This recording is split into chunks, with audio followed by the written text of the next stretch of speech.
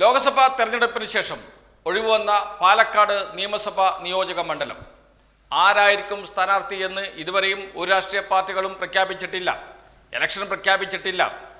പക്ഷേ ഇതിനു മുമ്പ് തന്നെ ആരാണ് മത്സരിക്കേണ്ടത് എന്ന് സംബന്ധിച്ച് കോൺഗ്രസിൽ അടി തുടങ്ങിയിട്ടുണ്ട്. കേന്ദ്ര നേതൃത്വത്തിന് അപേക്ഷ നൽകിയവരുണ്ട്. അപേക്ഷ നൽകിയവർ ആരൊക്കെയാണ്? ആ പേരുകൾ പുറത്തു വന്നിട്ടുണ്ട്.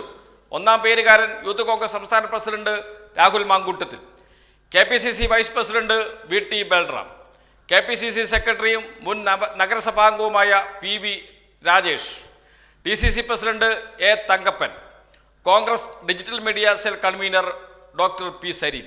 ഇങ്ങനെ 5 പേർ കേന്ദ്ര നേതൃത്വത്തിന് ഇതിനകം തന്നെ അപേക്ഷ നൽകിക്കഴിഞ്ഞു പാലക്കാട് മത്സരിക്കാൻ.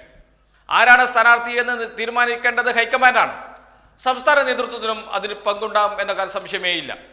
ആര് സ്ഥാനാർത്ഥിയാകും എന്ന ചോദ്യം ആദ്യഘട്ടത്തിൽ തന്നെ ഉയർന്നു വന്നിരുന്നു. ആ ചോദ്യത്തിന് ഉത്തരം രാഹുൽ മാങ്കൂട്ടത്തിലാണ് ചെന്ന് നിന്നത്. കാരണം രാഹുൽ മാങ്കൂട്ടത്തിൽ മത്സരിക്കും. രാഹുൽ മാങ്കൂട്ടത്തിൽ കോൺഗ്രസ്സുകാരനാണ്. ഷാഫി പറമ്പിൽ ലോക്സഭയിലേക്ക് മത്സരിച്ച് വടകരയിൽ നിന്ന് ജയിച്ച ഷാഫി പറമ്പിൽ സിറ്റിംഗ് MLA. ഷാഫി പറമ്പിൽ കോൺഗ്രസ്സുകാരനാണ്. അതുകൊണ്ട് സീറ്റ് കോൺഗ്രസിന് തന്നെ കൊടുക്കണം, കോൺഗ്രസ്സുകാരന് തന്നെ കൊടുക്കണം, യുവ നേതാവിന് കൊടുക്കണം. അങ്ങനെ പരിഗണിക്കുമ്പോൾ രാഹുൽ മാങ്കൂട്ടത്തിലാണ് ഒന്നാം സ്ഥാനത്ത് വന്നത്. ഷാഫി പറമ്പിലിൻ്റെ പിന്തുണയും രാഹുൽ മാങ്കൂട്ടത്തിലാണ് എന്നാണ് അറിയാൻ കഴിഞ്ഞത്. രാഹുൽ മാങ്കൂട്ടത്തിലിന് വടകരയിലേക്ക് മത്സരിപ്പിക്കാൻ കൊണ്ടുപോകുമ്പോൾ അദ്ദേഹത്തിന് കൊടുത്ത ഒരു വാക്കുണ്ട് സംസ്ഥാന നേതൃത്വം. താങ്കൾ പറയുന്ന ആരാണോ അദ്ദേഹമായിരിക്കും ജയിച്ചാൽ, വടകരയിൽ ജയിച്ചാൽ, പാലക്കാട് MLA സ്ഥാനം രാജിവെച്ചാൽ സ്ഥാനാർത്ഥിയാകുക ഇലക്ഷൻ പ്രഖ്യാപിച്ചാൽ എന്ന്. ഈ ഒരു ഉറപ്പ് അന്ന് തന്നെ കോൺഗ്രസ് സംസ്ഥാന നേതൃത്വം ഷാഫി പറമ്പിലിന് കൊടുത്തിരുന്നു. അത് വെച്ച് ഷാഫി പറമ്പിൽ പറയുകയാണ് രാഹുൽ മാങ്കൂട്ടത്തിലാണ് എന്നും. അദ്ദേഹം അങ്ങനെ പരസ്യമായി പറഞ്ഞില്ല എങ്കിലും ഒരു യുവ നേതാവ് വരും എന്നും. ഷാഫി പറമ്പിൽ വടകര മത്സരിച്ച ഘട്ടത്തിൽ ഷാഫി പറമ്പിലിന് വേണ്ടി കൈമെയ് മറന്ന് പ്രവർത്തിച്ച ആളാണ് രാഹുൽ മാങ്കൂട്ടത്തിൽ. അതുകൊണ്ട് രാഹുൽ മാങ്കൂട്ടത്തിനെ തള്ളിപ്പറയാൻ കഴിയില്ല.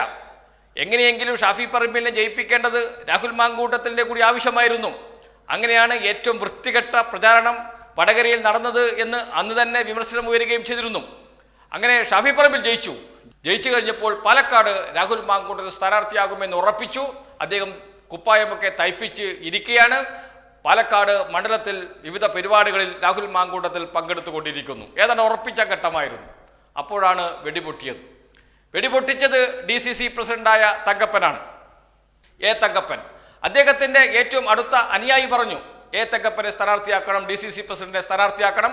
രാഹുൽ മാങ്കൂട്ടത്തിൽ നാട്ടുകാരനല്ല, പാലക്കാടുകാരനല്ല, പത്തനംതിട്ട സ്വദേശിയാണ്. അദ്ദേഹത്തെ കൊണ്ടുവന്നാൽ കെട്ടിയിറക്കിയ സ്ഥാനാർത്ഥി എന്ന പേര് വരും, ജയിക്കാൻ സാധ്യതയില്ല. അതുകൊണ്ട് നാട്ടുകാരനായ തങ്കപ്പനെ സ്ഥാനാർത്ഥിയാക്കണം, DCC പ്രസിഡന്റിനെ സ്ഥാനാർത്ഥിയാക്കണം എന്ന്. അവിടെ തർക്കം അവസാനിക്കുമെന്നാണ് കരുതിയത്. പക്ഷേ അവിടെ തർക്കം അവസാനിച്ചില്ല. അപ്പോഴാണ് ഡോക്ടർ P സരീൻ രംഗത്തിറങ്ങുന്നത്. അപ്പോഴാണ് VT ബൽറാം രംഗത്തിറങ്ങുന്നത്. VT ബൽറാം കഴിഞ്ഞ തവണ MP രാജേഷിനോട് തോറ്റതാണ്. അദ്ദേഹം വീണ്ടും പാലക്കാട് നിന്ന് മത്സരിച്ച് MLA ആവാനാണ് ശ്രമിക്കുന്നത്. ഏതായാലും അടി തുടങ്ങിയിട്ടുണ്ട് കോൺഗ്രസിനകത്ത് എന്ന വാർത്തകളാണ് പുറത്തു വരുന്നത്. ഈ 5 പേരാണ് ഇപ്പോൾ കേന്ദ്ര നേതൃത്വത്തിന് അപേക്ഷ നൽകി കാത്തിരിക്കുന്നത്. ഇനിയിപ്പോൾ ഇലക്ഷൻ പ്രഖ്യാപിച്ചാൽ പുതിയ ആളുകൾ രംഗത്ത് വരുമോ എന്നറിയില്ല.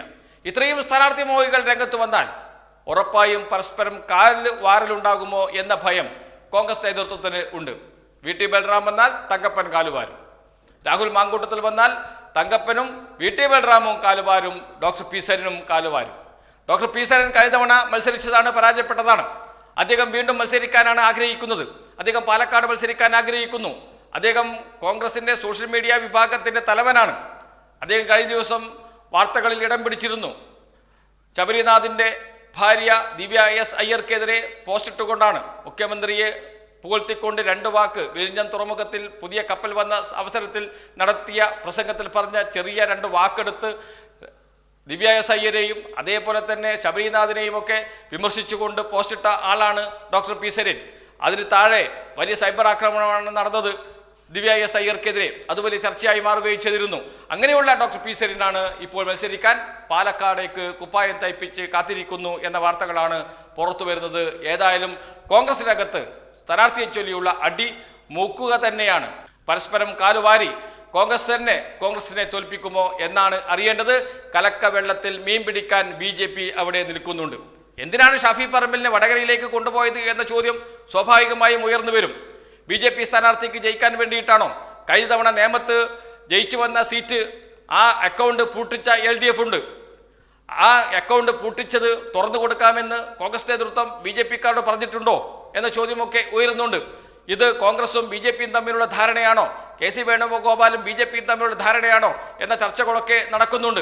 എന്തിനാണ് വടകര മത്സരിക്കാൻ എല്ലാ തയ്യാറെടുപ്പുകൾ നടത്തിയ K. മുരളീധരനെ തൃശ്ശൂരിലേക്ക് കൊണ്ടുവന്നത്? എന്തിനാണ് രാജ്യസഭാംഗമായ KC വേണുഗോപാൽ ആലപ്പുഴ മത്സരിച്ചത്? ഇതെല്ലാം BJP-ക്ക് വേണ്ടിയിട്ടാണോ എന്ന ചോദ്യം നേരത്തെ ഉയർന്നു വരുന്നുണ്ട്. അതിപ്പോഴും കേരളം ചർച്ച ചെയ്തുകൊണ്ടിരിക്കുന്നുണ്ട്.